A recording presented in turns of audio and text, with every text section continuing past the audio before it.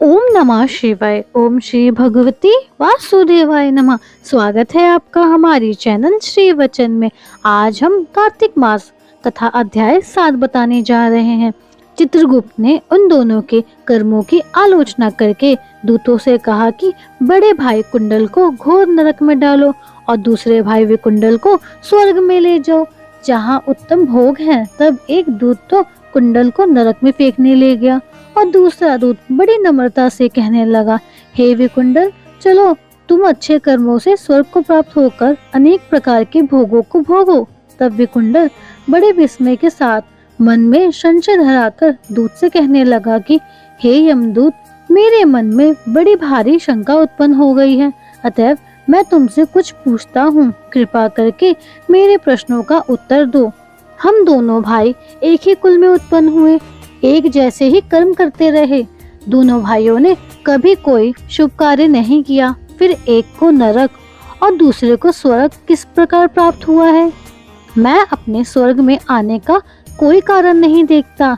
तब यमदूत कहने लगे कि हे विकुंडल, माता पिता, पुत्र पत्नी, भाई बहन से सब संबंध जन्म के कारण ही होते हैं और जन्म कर्म को भोगने के लिए ही प्राप्त होता है।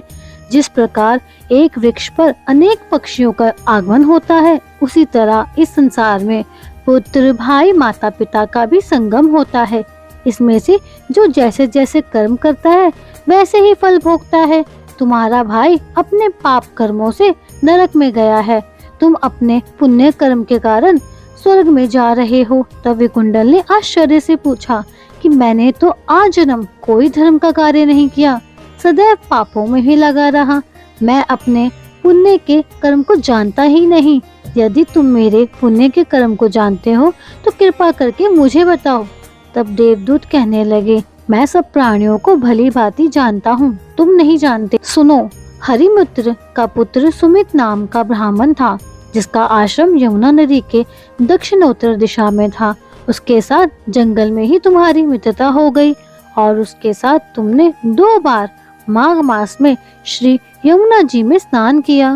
पहली बार स्नान करने से तुम्हारे सब पाप नष्ट हो गए और दूसरी बार स्नान करने से तुमको स्वर्ग प्राप्त हुआ। सो हे वैश्वर, तुमने 2 बार माघ मास में स्नान किया, इसी के पुण्य के फल से तुमको स्वर्ग प्राप्त हुआ है और तुम्हारा भाई नरक को गया। दत्तात्रेय जी कहने लगे कि इस प्रकार वे भाई के दुखों से अति दुखित होकर नम्रता पूर्वक मीठे वचनों से दूतों से कहने लगा कि हे दूतों, सज्जन पुरुषों के साथ 7 पग चलने से मित्रता हो जाती है और यह कल्याणकारी होती है। मित्र प्रेम की चिंता ना करते हुए तुम मुझको इतना बताने की कृपा करो कि कौन से कर्म से मनुष्य यमलोक को प्राप्त नहीं होता, क्योंकि तुम तो सर्वज्ञ हो। धन्यवाद। ये कथा हमारी यहीं समाप्त होती है। इसके आगे की कथा हमारे 8वें अध्याय में है। अगर आपको वीडियो पसंद आई तो वीडियो को लाइक करें, शेयर करें और सब्सक्राइब करें हमारे चैनल श्री वचन को।